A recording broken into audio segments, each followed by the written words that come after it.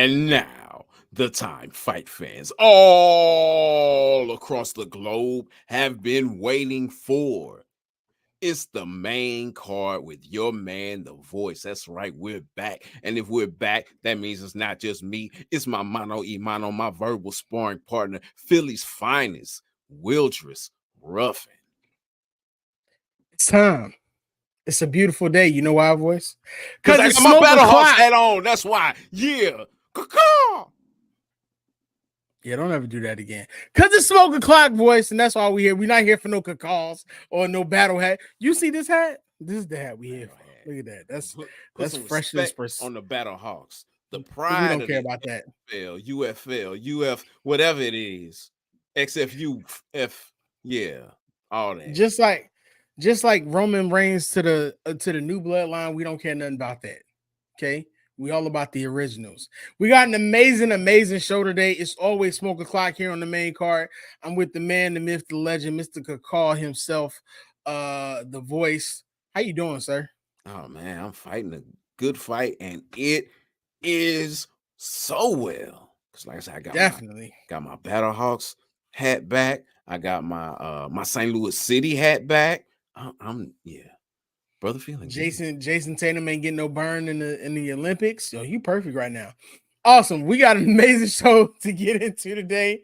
We got just a few little quick things we're going to hit you with. We got some WWE talk. Of course, we got that UFC 305 love, but you know we got to start with the KOs and low blows, and we're starting with a familiar individual. Voice, you ready?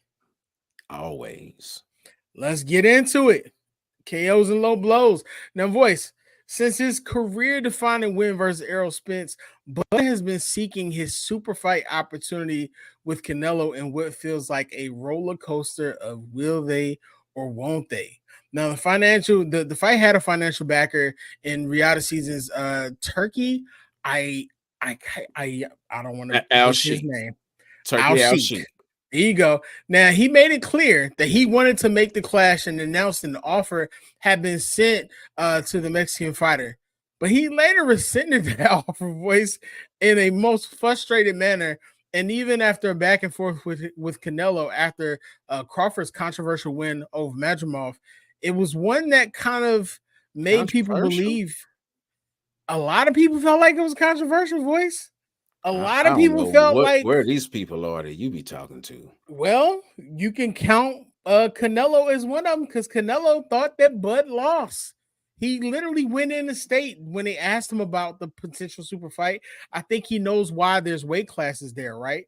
He makes a good fight, but for me, I think he lost the fight or draw. It could have been the other side. Now, Canelo went on to speak more about his conversation with Turk, stating, I don't like the way he talks, and I'm in a position that if he wants to work with me, it's my way, not their way. I don't need it. It's not the way to approach me. I respect everybody, and I respect him, but if he wants to work with me, he needs it to be my way. Now, when they asked Canelo, what would it take? There was one stipulation that he had for Bud, Voice. And there was only one to make the fight. It had nothing to do with money. He stated Crawford needs to fight Teofimo Lopez first, and then we'll see. Because Teofimo deserves it more. Voice. I see the look on. Okay, go ahead. I see the look on your face, Voice. What are your thoughts on this? And are we going to ever see the super fight come to fruition? My thoughts are Teofimo deserves what more? To fight with Canelo or Crawford, or the fight with Canelo or a fight with Crawford. I don't get it. Okay, the fight with Crawford. His words were, Teofimo deserves it more than me. No, Boots deserves it more than anyone. But this is not about deserving. This is about making money. Now, would Teofimo and Bud sell? I don't know, because neither of them do too much on their own. So coming together, I don't know. But really, that's way out of weight. Kind of like the Canelo fight is way out of weight. Because you got him, he's fighting at 140. So now you're coming up to 154. Again, it makes about as much sense as Bud jumping up 2 weight classes to fight Canelo, with the exception of the fact that there's really not too many people for Bud to fight. So that makes the Canelo fight interesting and appealing. Teofimo has a lot of work to be done at 140. That's the hotbed of boxing right now. Right. You got the back to the Four Kings because Eastside Cruz got put back down to a court. I'm not gonna say what I was gonna say. He got put back down to a courtesan, someone who's there in the court, someone who advises, but he's not a king anymore. So yeah, but anyway, I digress. Again, that fight, both fights make equally as much sense, which is really not much sense at all. Going to the next point, but it's not going up to 168 now. The money said no. The only thing that would have made the fight marketable and would have made the fight happen is the money. And the money said, no, I'm not willing to pay what Canelo is saying for this fight to happen. And really, Bud now has way too much work to do at 154. Like, there are fights there to make. Go ahead and become the first undisputed champion at 3 different weight classes. Let's do that. And I'm saying the first, for all the fact checkers out there, I'm not sure if Inouye has done it at 3 weight classes, but if you're not the first and the second one to do it, regardless, you will make history by doing that. That's really where his focus needs to be. And if you watch the lead up to his fight with Madrimov, his discussion, being Bud's, kind of changed more so to looking to unify at 154 versus talking about fighting Canelo. That's something that Turkey wanted. That's something that he wanted too. But it always was a long shot and a pipe dream. Well, I mean, with all this going on now, I mean, Bud is what, 41-0 now? I mean, how much more does Bud have to prove to fight before we start looking at the fights that he's making as him just kind of just sitting around? I mean, does he have anything else left to prove against any other big name fighter not named Canelo? No, he has nothing left to prove right now, which is the reason why, you talked about kind of sitting around. He's been fairly inactive over the past couple of years. He's only fought like once a year for the past couple of years. And much of that has been because of his boogeyman status. Mm-hmm. He's not lost yet.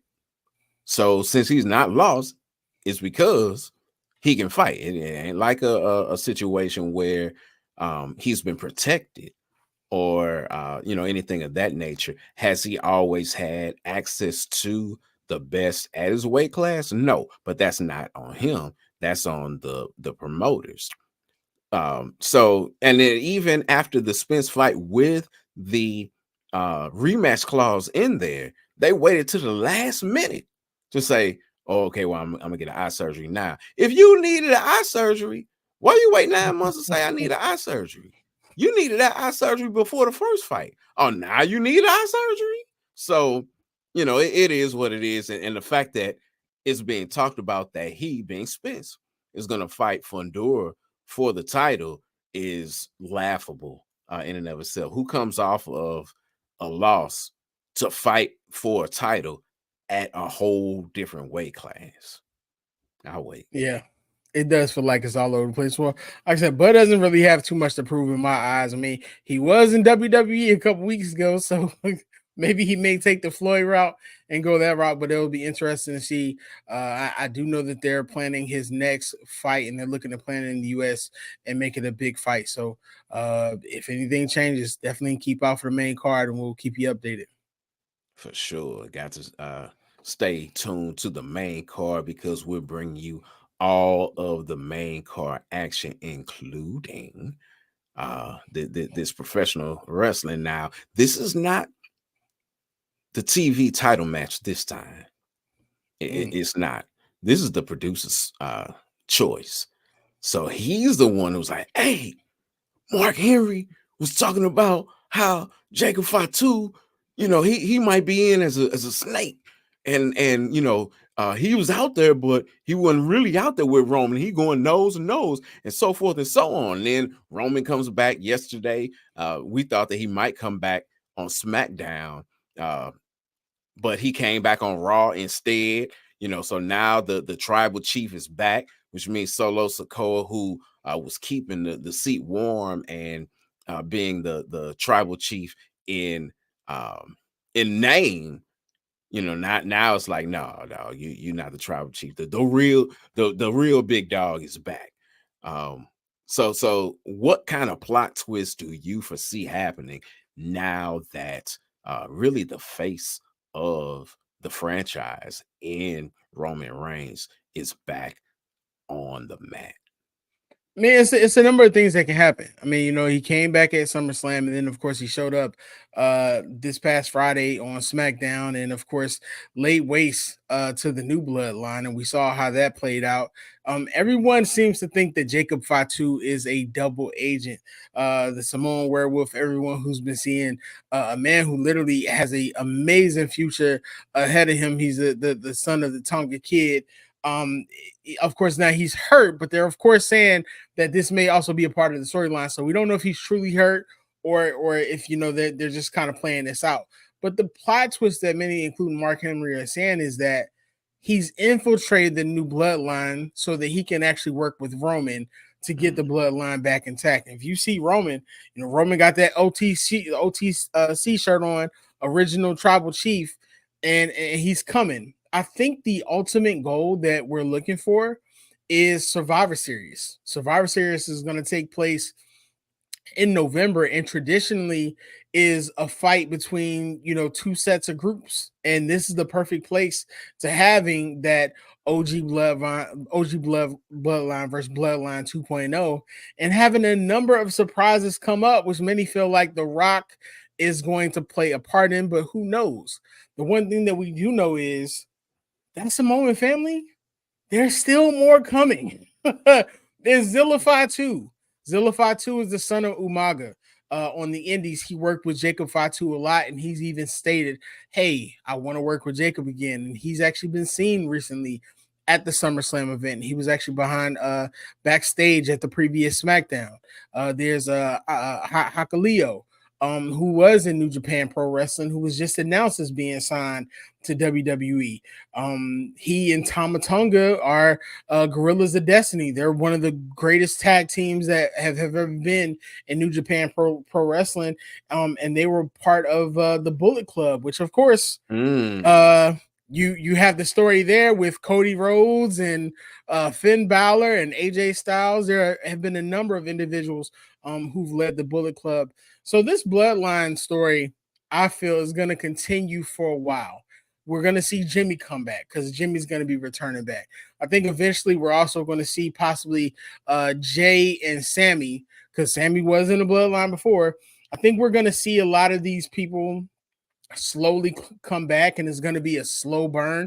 It's going to be an exciting burn also, because then you even got Paul Heyman, and the next PLE is actually in Atlanta. So shout out to producer, man. If you can make it out there, do it. That's going to be Bad Blood.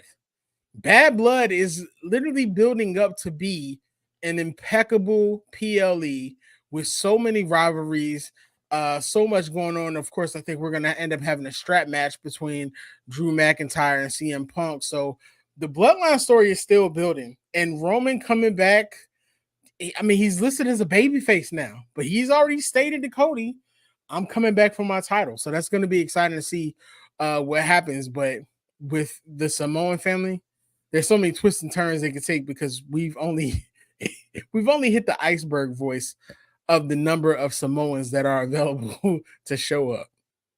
That's what's up. Well, this testosterone-laden soap opera continues to play out, and it's real intriguing. It's real intriguing. I enjoy hearing about it every week. I don't have the bandwidth to sit and watch, but I enjoy hearing about it and seeing some different things on my timeline.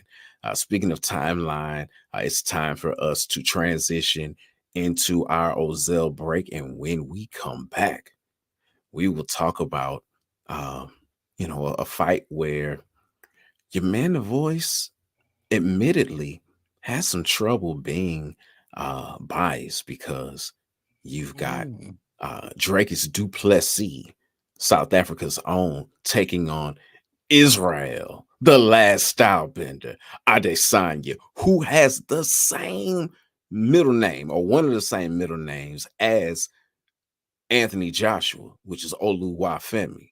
And if you know your man, the voice, you following me on Twitter, you know my name. So it's kind of hard to be biased, or I should say, it's kind of hard to be unbiased when you got somebody who's got nearly your whole name as a name as well. Either way it goes, we're going to dive into all of that as well as the other fights going on this weekend on the other side of this break. It's the main card. Keep it locked. It's not just about the love of the game. It's about dedication and commitment through the process and the patience to endure. There's joy in reaching your goals and peace in knowing you've done all you're supposed to do. Ozell brand. It's not just a brand, it's a lifestyle. Awesome. Welcome back. Shout out to the brand and shout out to one of the greatest commercials ever made in that voiceover. Our brother Will Smith, always doing amazing work there.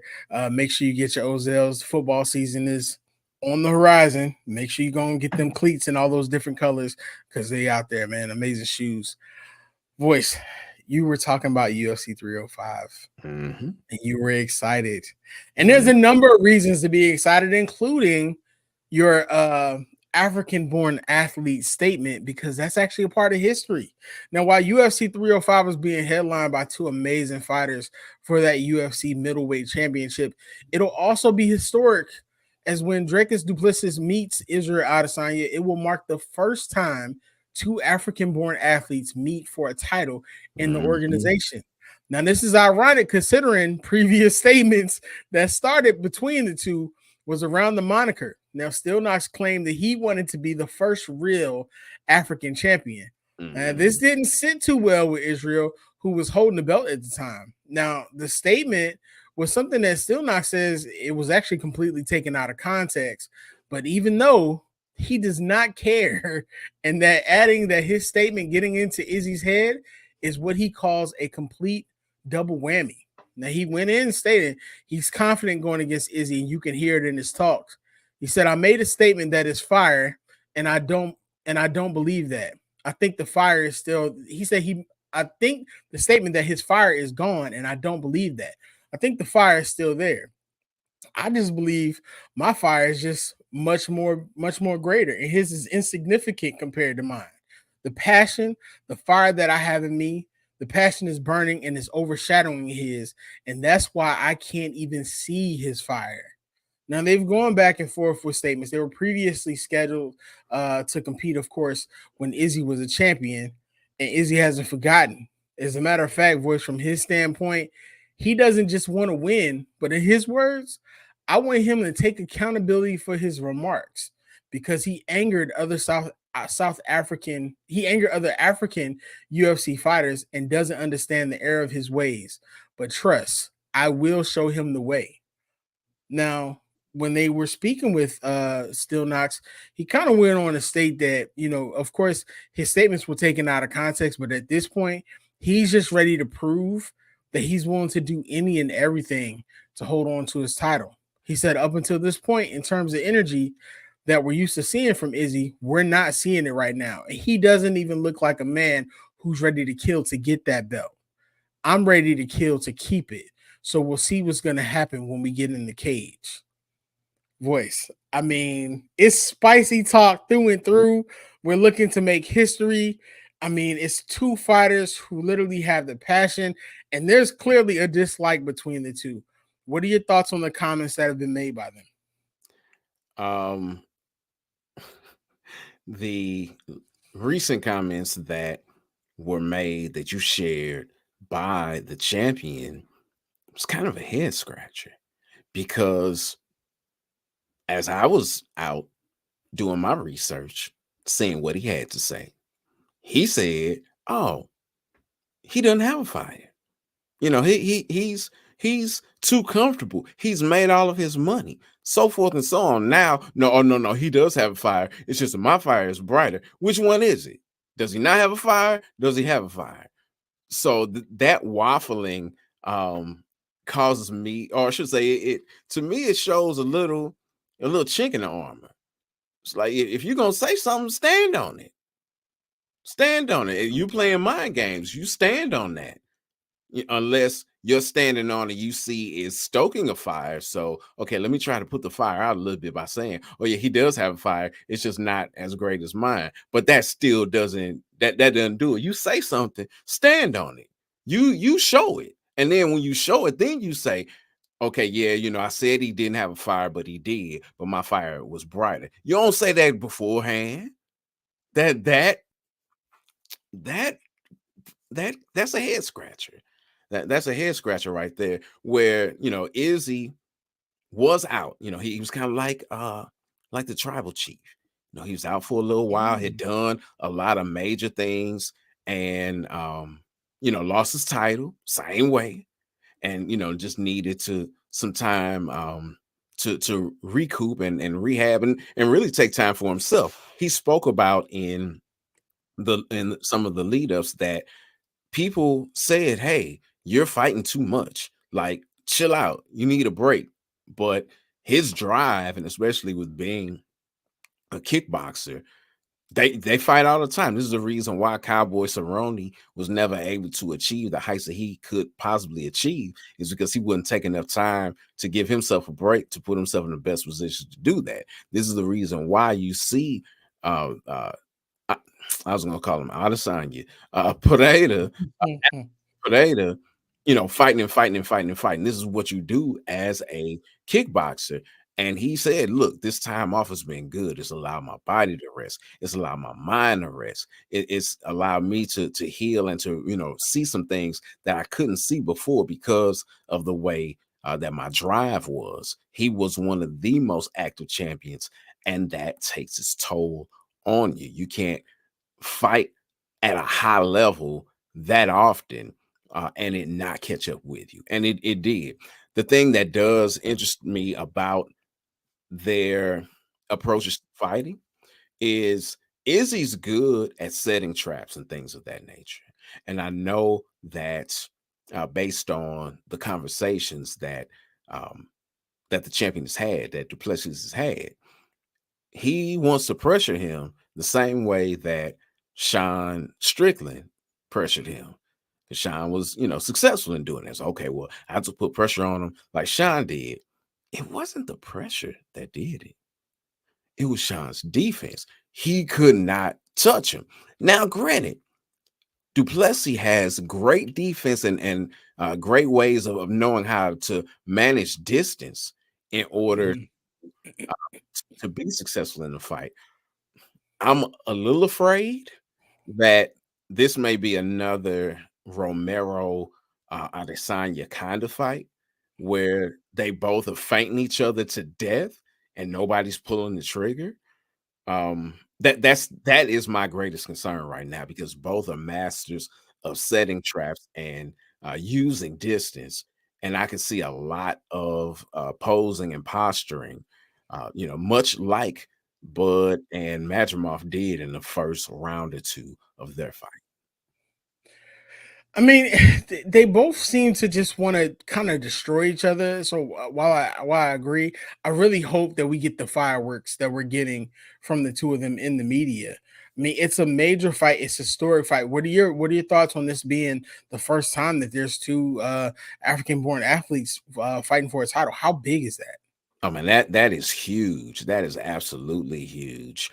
And to speak about the rivalry that these two have, yeah, I know what Dricus said, both what he said out his mouth and then what he said later after the fact, and it was just wrong. I want to be the first African born, the first real African champion, sir. You are speaking. Colonizers speak at the highest level to say some stuff like that. it is known by anyone who knows me. I'm born and bred in the US, but I'm of Nigerian descent. And that does not stop the fact that I am of Nigerian descent. You're Dutch. You're born in South Africa, and you're of the country of South Africa, but your lineage, your tribe is Dutch. So let's not play this game, and let's not look past how and why your family got there.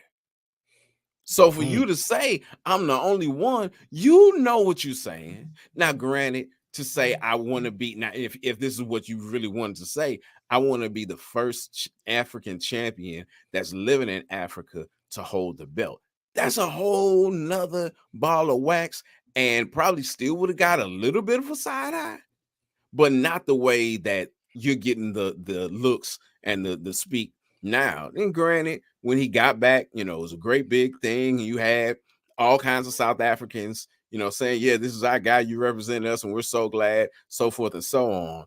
But there are many fighters from Africa, and I forget the one guy's name, but recently on a fight night card, it may have been Czech Congo, I'm not sure.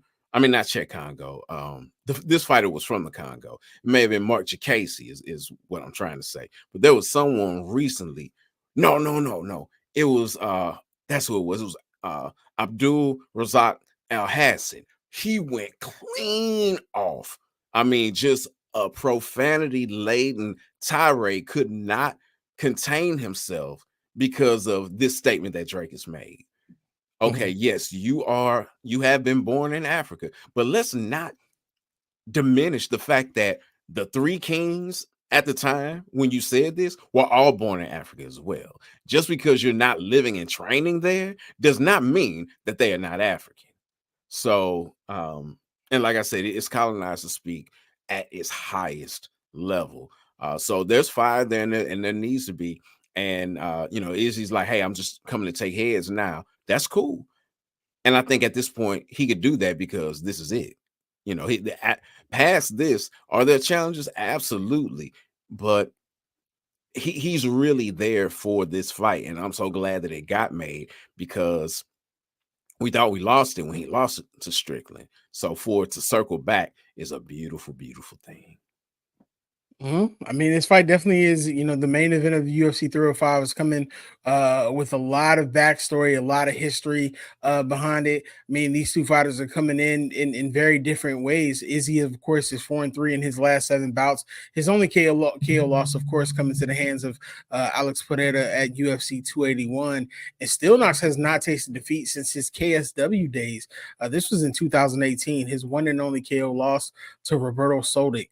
So make sure that you all are following the voice on Twitter, X, however you want to call it. You hear the passion in his voice. Voice is excited. So I know we're going to get some great feedback round after round, blow after blow. So make sure that you're tuning in, and make sure you follow us on the main card for any kind of updates that we may have seen. Follow our Corner Talks.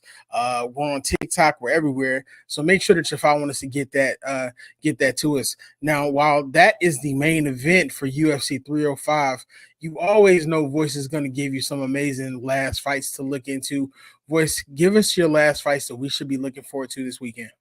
All right, so this weekend is full of fights that are interesting, but they're still a bit away from the real thing. So on the boxing end, on Saturday as well, you have Christian Emboli facing Sergey Derevyanchenko. This is at super middleweight. And again, a very interesting fight, but it's more so the fight before the fight.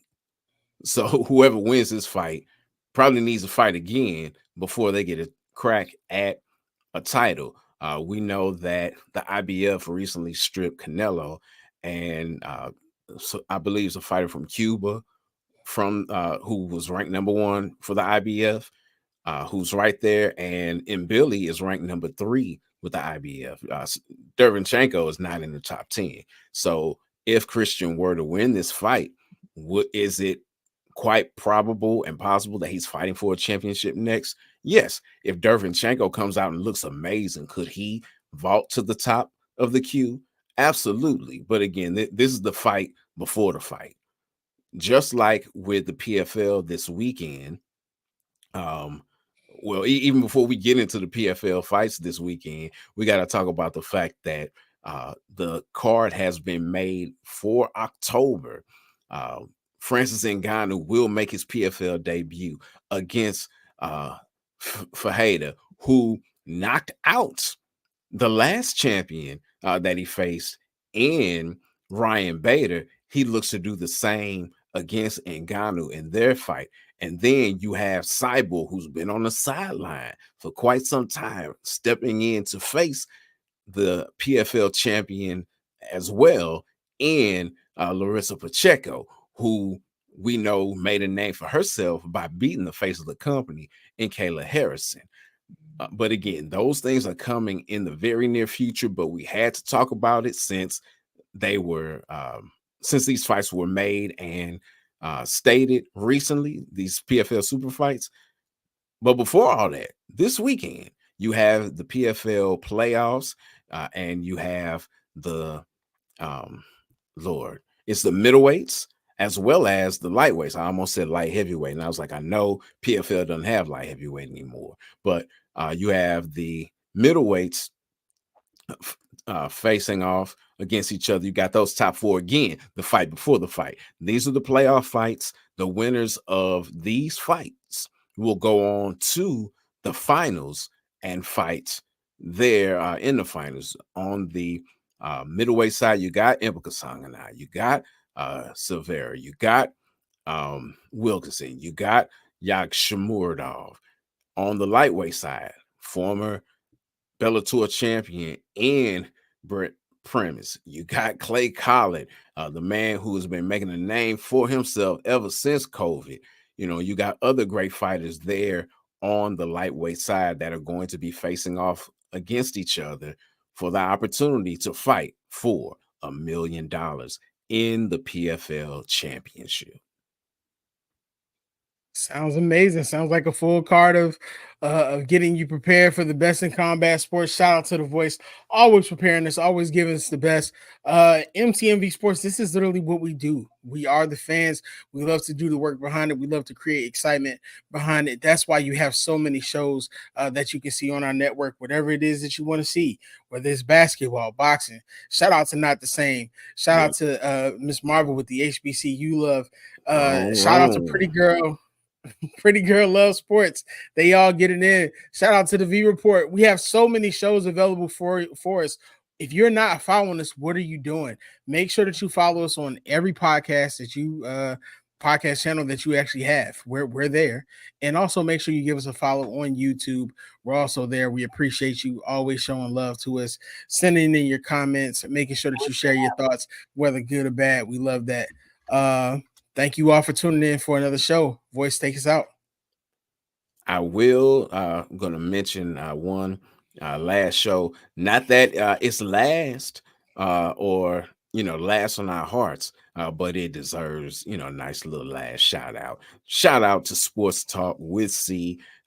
She continues to do her thing and make major moves, not just for herself, but also for MTMV Sports. I ain't forget, sis. I said basketball. You said basketball. You start calling out shows, and that's what happens. Us preachers, we when we get up and we're at a guest, we have a guest engagement, we have speaking engagement. We say, let me stop calling names because I'm gonna get in trouble, and you kind of got in trouble a little bit. So that's all right though. That's all right. I got you. She gonna call me when she see this because y'all gonna make her think she forget it. Sis, I ain't forget. I was stating the obvious, but shout out to Voice for shining his light. The amazing WNBA correspondent for the Connecticut Sun, Sports Talk with C. Yes. Until next time, fight the good fight. What's good, everybody? It's your man, the myth, the legend, the voice. Thanks so much for tuning into this show. on MTMV Sports Network. For more exciting content just like this, subscribe, like, and share.